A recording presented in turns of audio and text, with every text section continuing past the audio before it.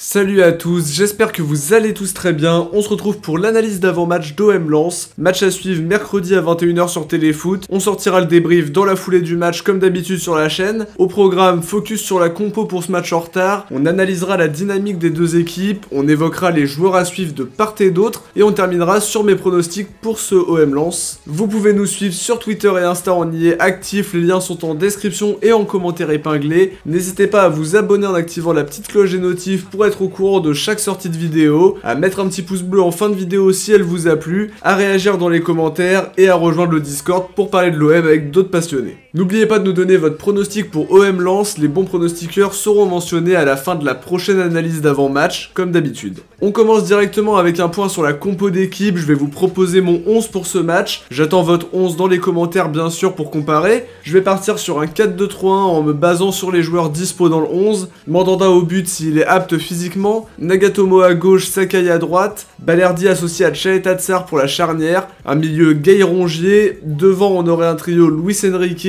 Payet en 10 et Thauvin à droite, Benedetto dans l'axe pour compléter le 11, une compo à vocation plus offensive qui permet de tenir compte des absences. Alvaro n'est pas dispo, Lirola n'est pas qualifié, Camara, à ma vie, eux sont blessés. On peut noter la présence de Cheikh Souaré, jeune néo-pro qui connaît sa première présence dans le groupe, et ça fait plaisir de voir que Villas-Boas décide de le convoquer. Maintenant pour analyser la dynamique des deux équipes, on va commencer par les sujets qui fâchent. On va commencer par l'OM du coup en premier. La dynamique actuelle est ridicule, offensivement il n'y a rien, défensivement ça a lâché à 2 reprises contre Nîmes ce week-end, une pauvreté dans le jeu et un réel manque de réalisme, un manque d'état d'esprit qui fait peur à voir, un manque d'implication des cadres probablement aussi, et une confiance totalement absente. Les derniers résultats sont alarmants, on espère qu'il y a eu une prise de conscience après la défaite contre la Lanterne Rouge en proposant rien d'intéressant et sans être capable d'un sursaut d'orgueil quand t'es mené 2-0. Alors dans un premier temps on veut voir des battants, des joueurs qui en veulent et qui sont capables de s'impliquer à 2000% pour que l'OM reparte avec les 3 points. Pour le reste on va espérer qu'il soit plus inspiré offensivement, plus sérieux défensivement et qu'il y ait de l'idée dans le jeu. Sur le RC Lens pour le moment ils sont classés 10ème, 8 victoires, 7 défaites et 4 nuls. Un bilan pas exceptionnel certes mais un jeu qui a séduit beaucoup. C'est une équipe joueuse et plutôt bien organisée avec un 3-4-1-2 intéressant, un milieu Fofana Doucouré pour ne citer que, Kakuta qui se place derrière les attaquants, que ce soit derrière Ganago et Sotoka ou même Kalimundo. C'est une équipe qui peut impressionner et qui montre de bonnes choses cette saison en Ligue 1 après avoir été promu la saison dernière. Les matchs sont souvent serrés avec les Lensois, depuis mi-décembre c'est victoire 3-0 à Monaco, défaite contre Metz 2-0, victoire contre Brest 2-1, défaite 3-2 à Lyon, défaite à Bollaert 1-0 face à Strasbourg et plus récemment un nul 1 partout contre le Nantes de Raymond Domenech. C'est une équipe qui est un peu irrégulière mais qui a un supplément d'âme pour aller embêter plus ou moins qui ils veulent. C'est cette même équipe d'ailleurs qui a battu le PSG début septembre, 29 buts marqués, 29 concédés, ça s'équilibre mais l'équipe peut emballer un match à tout moment ou déjouer. Sur les joueurs à suivre du côté de l'OM, je maintiens ma confiance à Pape Gueye, souvent auteur de bonnes prestations dans ce milieu de terrain. Je pense qu'il aura un rôle clé à jouer au cours de ce match, surtout en l'absence de Camara. Du côté du RC Lens, je dirais Gaël Kakuta à suivre qui m'impressionne toujours autant. Je l'avais trouvé très bon avec Amiens la saison dernière. C'est un joueur qui peut vraiment faire quelque chose d'intéressant, capable d'un coup d'éclat et qui est très bien en soutien des deux attaquants. 8 buts et 4 passes D cette saison, un recrutement qui est aussi très intelligent de la part du RC Lens. Maintenant sur les pronostics, je mise sur une courte victoire marseillaise 2-1 avec un match compliqué dans l'ensemble. Après je crois aux 3 points puisque l'OM a enchaîné trop de mauvaises performances et doit absolument réagir. J'aimerais un but de Benedetto et un but de Luis Enrique pour ouvrir son compteur en Europe, en espérant que l'OM ne nous fasse pas mentir encore une fois. Avant de terminer cette vidéo, on va mettre à l'honneur les bons pronostiqueurs parmi vous pour le trophée des champions. Bravo à Sikou Konaté, à Darmsam, Lamine 13, Mohamed Ndiaye, bien joué à tous pour avoir trouvé le 2-1. On arrive déjà à la fin de cette vidéo les amis, j'espère qu'elle vous aura plu. Si c'est le cas, faites-nous votre retour en commentaire et laissez un petit pouce bleu pour soutenir la chaîne.